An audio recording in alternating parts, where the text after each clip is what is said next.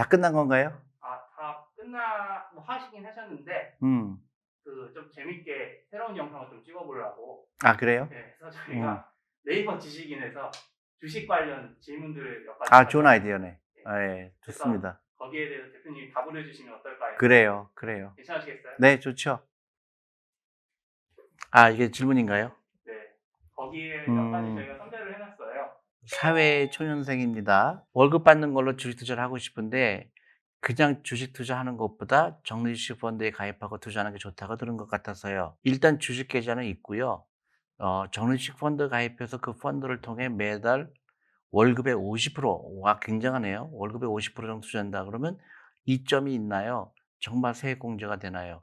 그렇죠. 그러니까 처음에 주식을 투자하는 것보다 유리한 거는 정부에서 노후 준비를 위해서 만든 법을 이용하는 게 중요하죠. 그러니까 연금저축펀드를 계좌를 여셔서 그 계좌를 통해서 그 주식형 펀드에 투자하면은 그 복리 효과를 누릴 수가 있어요. 예를 들어서 400만 원까지 투자하게 되면은 이제 월급에 따라 좀 차이는 있겠지만은 뭐 50만 원, 60만 원을 돌려받습니다. 그 얘기는 15%의 복리 효과를 누릴 수 있다는 거거든요. 그걸 재투자하게 되면은 사실은 엄청난 거죠. 그러니까 우리가 은행에 예금하면 1% 정도 주는데 연금저축펀드를 통해서 그 세금을 환급을 받게 되면 그 돈을 재투자하게 되면 15% 이상의 복리 효과를 누릴 수 있다는 거니까 그게 굉장히 유리한 제도죠. 그것부터 하셔야 되는 거고, 그럼 세액공제를 통해서 내가 높은 소득을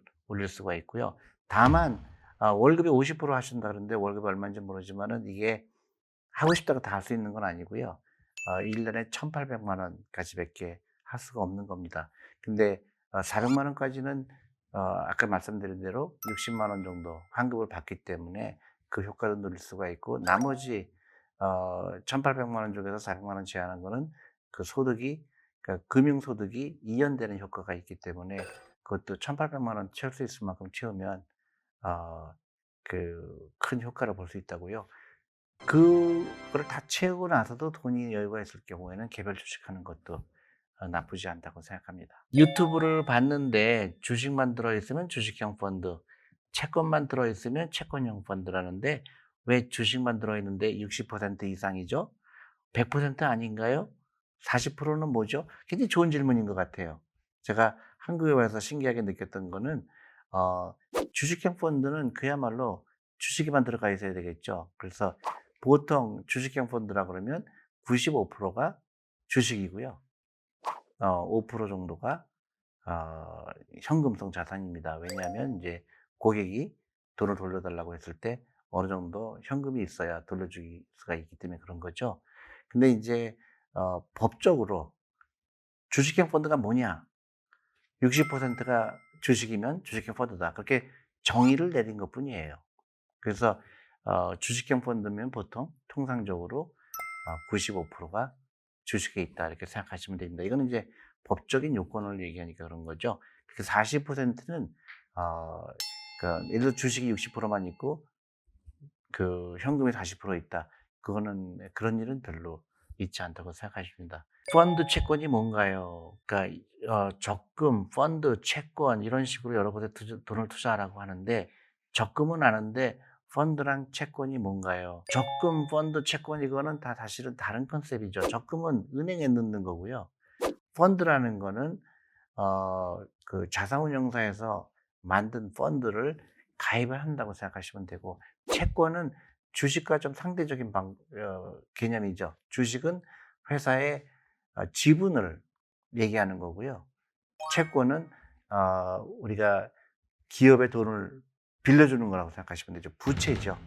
그러니까 세 개가 다 다른 컨셉입니다. 근데 펀드하고 채권은 좀 다른 개념이고요. 채권은 이제 주식하고 상대적인 개념이고, 그래서 이 질문하시는 분은 주식이라는 얘기를 펀드라고 표현하신 것 같아요. 근데 일정 부분 은행에도 예금이 들어가 있어야 되겠고 주식에도 어느 정도 있어야 되는데 그 펀드를 통해서 주식을 어느 정도 갖고 있는 거, 그걸 질문하신 것 같은데, 펀드하고 채권, 그 그 채권하고 다른 거는 주식이다. 설명하기가 좀 어렵네요. 근데 제가 최선을 다해서 설명을 했고요. 주식 투자 중인데 개별 종목 왜 사자마자 수익률이 마이너스에 치는 걸까요? 이거는 개인뿐만 아니라 펀드 매니저도 마찬가지예요. 2분의 1 확률이에요. 어떤 주식을 샀는데 그 주식 가격이 올라갈까 내려갈까 50% 확률이죠. 근데 왜 수익률이 마이너스일까요? 물어보잖아요. 그 수익률이 마이너스가 아니라 가격이 변동한 것뿐이에요. 내 수익률이 아닙니다. 사람들은요, 너무나 단기적인 수익률에 연연해요. 그러니까 그 주식을 사자마자 언제 팔을까 걱정한 겁니다. 그건 투자가 아니죠. 내가 지금 어떤 주식을 5만 원에 샀건 10만 원에 샀건 나중에 10년 후에 50만 원이 되고 100만 원이 되는 거예요. 그렇기 때문에 내가 주식 투자하는 겁니다. 내가 5만 원에서 6만 원에 팔려고 주식 투자하는 게 아니에요. 근데 아직도 너무나 단기적인 주식 가격의 변화에 연연하는 거예요. 가장 잘못된 투자 방법이죠. 수익률은 마이너스건 플러스건 나하고는 상관이 없는 겁니다. 왜 그럴까요? 나는 계속 투자해야 되기 때문에 그런 거죠. 우리 펀드 매니저들이라든가 애널리스트들인가 이런 건 매일 일어나는 일입니다. 근데 크게 개의치 않아요. 왜냐? 펀더멘탈만 좋으면 오랫동안 갖고 있으면 회사의 주식 가격은 올라가는 걸 믿기 때문에 그런 겁니다. 여러분들도 마찬가지로 그렇게 생각을 하셔야 돼요. 경제 용어에 대해서 질문이 있네요. 펀드도 오늘에서야 뜻 찾아보고 이해했어요. 상장 지수 펀드라고 알아보니 무슨 말인지 모르겠는데 용어 하나하나 몰라서 해석하기 어렵네요. 알기 쉽게 경제 용어 풀어서 설명해 주시면 감사하겠습니다. 상장 지수 펀드라는 건 이제 소위 얘기해서 우리가 요새 ETF라고 많이 하죠. 그래서 ETF를 한국말로 번역한 거라고 생각하시면 됩니다. ETF라는 거는 뭐냐면 Exchange Traded Fund라고 하는 건데요.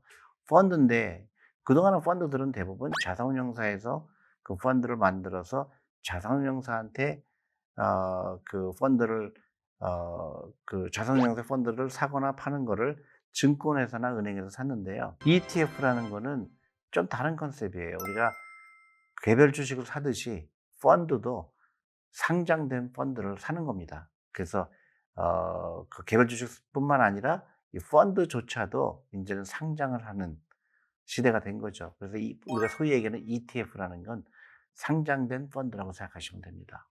예. 또 이 질문은 인제 아이에 관한 질문인데요. 아이들에게 만들어 준 통장이 하나씩 있어요. 어릴 적 명절에 받은 용돈을 모아 놓은 건데요. 요즘 펀드 관련 강의를 보다 생각하니 그냥 은행에 놔두느니 펀드에 투자하면 어떨까 해서요. 아이가 셋인데 각각 100만 원 남짓입니다. 이것을 한꺼번에 넣고 가끔 1 년에 두세 번 정도 있을 때 넣을 수 있는 그런 은행 상품이 있을까요? 펀드처럼 투자하는 거면 더 좋고요. 굉장히 좋은 질문인 것 같습니다. 그 아이들은 어떻죠? 아이들은 시간이 굉장히 많죠. 그 은퇴할 때까지 시간이. 그래서 다시 얘기하면 복리 효과를 가장 효과적으로 누릴 수 있는 나이입니다. 그래서 그 아이들의 자금을 은행에 넣는 것보다는 주식이나 이런 그 훨씬 더 그 부를 창출할 수 있는 데 투자하는 게 좋겠죠. 변동성을 다 이길 수가 있기 때문에. 그래서 주식형 펀드에 저는 투자라고 말씀드리고 싶어요. 주식형 펀드는 특히 인제 요새 아이들을 위한 펀드들이 많이 나와 있습니다. 근데 그 펀드를 은행에서 살 수도 있고요. 또 자산운용사에서 직접 살 수도 있고 여러 가지 방법으로 아이들을 위해서 펀드가 많이 나와 있으니까 반드시 그 아이들을 위한 펀드를 가입하라고 저는 말씀을 드리고 싶고요. 아이들 이름으로 하는 게 굉장히 중요한 겁니다. 그래서 아이들 이름으로 재산이 늘어나는 거를 아이가 경험할 수 있는 게 굉장히 중요하고요. 펀드를 가입하게 되면 펀드 매니저가 가정으로 아이들에게 편지를 보냅니다. 그리고 그 편지를 통해서 아이들이 금융 지식도 받을 수가 있고요. 주식이 뭔지, 또 펀드가 뭔지 아이들이 어렸을 때부터 그런 컨셉에 대해서 그 이해할 수 있는 좋은 기회가 되고요.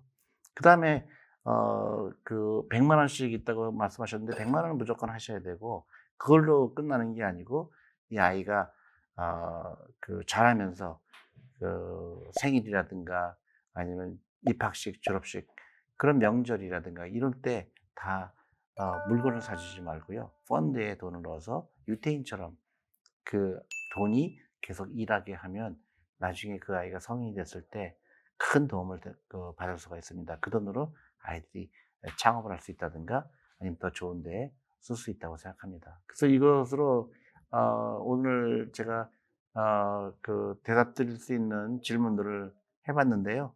또 다음 기회에 또 많은 질문에 대해서 제가 또 추가적으로 대답을 드리도록 하겠습니다. 감사합니다.